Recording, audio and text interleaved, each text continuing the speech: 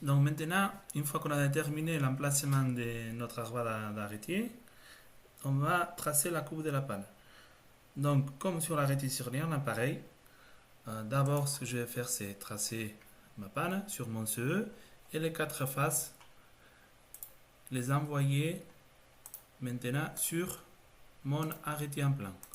La différence avec mon arrêté sur lierne, c'est que maintenant, mes quatre faces, mes quatre points de panne, je ne les arrête pas à la face, sinon à l'axe.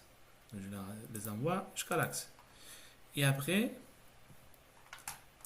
on va les basculer sur notre panne qui est dessinée parallèle à la ligne d'égout. Donc rappelez-vous que si j'ai une hauteur de panne d'1,5 cm, ici je vais mettre une hauteur d'1,5 cm. Je vais tracer la panne à plat. Je vais marquer comme il faut mes arêtes du dessus et du dessous. Et les quatre points qui sont ici à l'axe, je vais les basculer sur ma panne. Comme ça, je vais pouvoir tracer la coupe. Donc ça c'est la coupe contre l'axe. Maintenant, ce qu'il me reste à faire, c'est tracer les désabous. Donc les désabous, c'est quoi? Comme on a vu un peu en 3D, les désabous, c'est cette partie qu'on va lui enlever à la panne sur la partie du dessus. Cette partie-là, on va l'enlever pour que la fourrure elle puisse s'asseoir, puisse se reposer comme il faut. Si je vais laisser la pointe de la panne, il faudrait rencreuser la fourrure. Mais c'est un peu plus de boulot. Donc, comment je trace les désabous?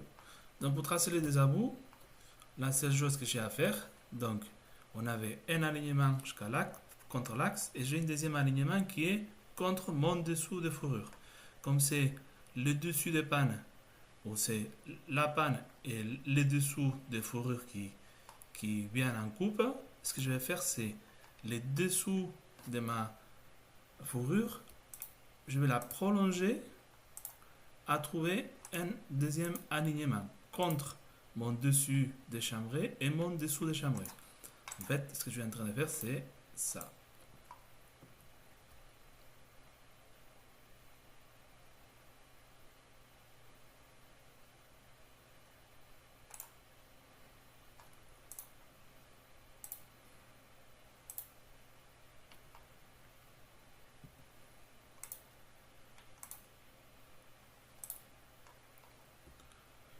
Ça, mon premier point. Et ça, mon deuxième point. Et ensuite, ce que je vais faire, une fois que j'ai trouvé mon premier point ici, c'est-à-dire les dessous des fourrures qui viennent taper mon us panne et mon dessous des fourrures qui vient rencontrer mon dessous de panne, je vais les renvoyer parallèles à rencontrer mes deux dessus et mes deux dessous. C'est-à-dire que cette ligne-là, je l'envoie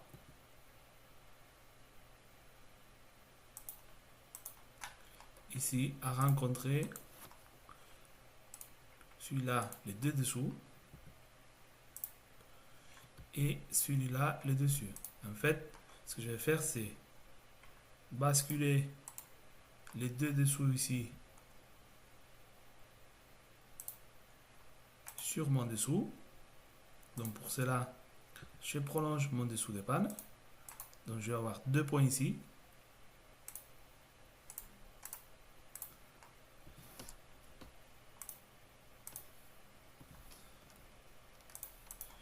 Et après, je vais descendre mes points à la face.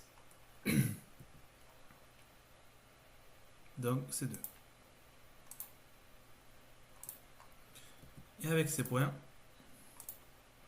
j'aurai tracé ma coupe. Donc, comme tout à l'heure, les 4 va relier les 3. Et ici, je vais faire pareil, mais dans l'autre sens.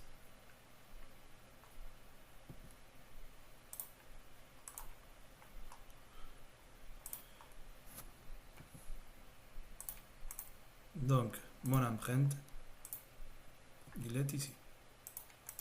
Et j'aurai cette coupe-là qui va se réduire comme ceci. Donc, ma coupe, en fait, c'est ça.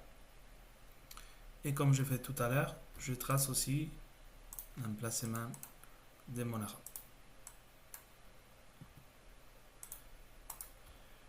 Donc ça, pour la coupe de la panne. Maintenant, ce qu'il nous reste à faire, c'est tracer l'entaille. Donc pour tracer l'entaille, c'est assez simple. Donc la seule chose qu'il faut que je fasse, c'est prendre les 4 arêtes et faire 4 ramènerais. Les 4 ramènerais, rappelez-vous que les ramènerais, je les fais à chaque fois d'équerre à l'axe du CE ou à l'axe d'une élévation. Donc ces 4 ramènerais, je les mets là. Ensuite, je prends la référence en hauteur. Donc ici, la référence, on l'a pris dans les autres exercices toujours par rapport à la ligne d'étrave. Ici, je fais pareil. Je mets le 3,5. Et je trace mes ramènerais. Ici, ils sont déjà dessinés, donc je vais prendre les 4 directement. Et maintenant, qu'est-ce que je fais avec ces 4 points?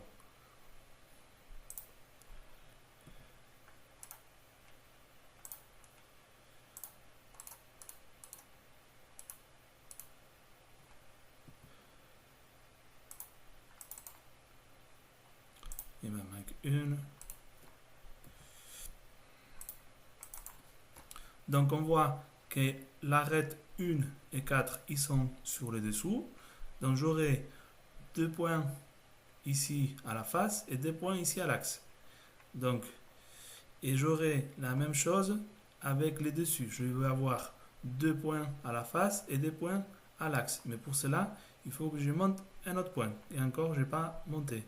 Donc en fait, je dois prendre ces points. Celle-ci.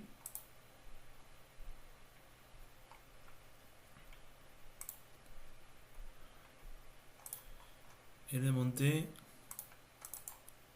d'équerre sur la ligne de trave de mon arrêté pour trouver une nouvelle direction. Donc il me faut le point à l'axe de ma panne. Et ces points-là, comme les autres, je les envoie parallèles au lattice. Donc en fait, quand je prends tout ça, ma panne reste dessinée comme ceci.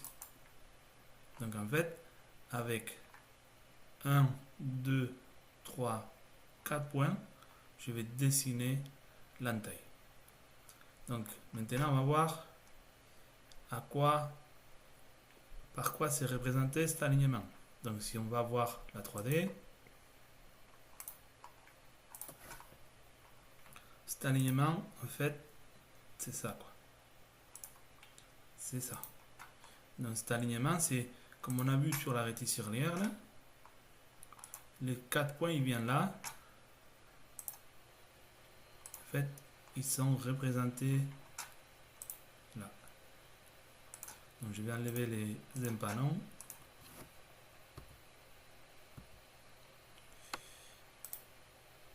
Et voilà l'alignement qu'on a tracé au sol. Vous voyez que je prolonge les pas à rencontrer mes 2 chambrées pour avoir cet alignement.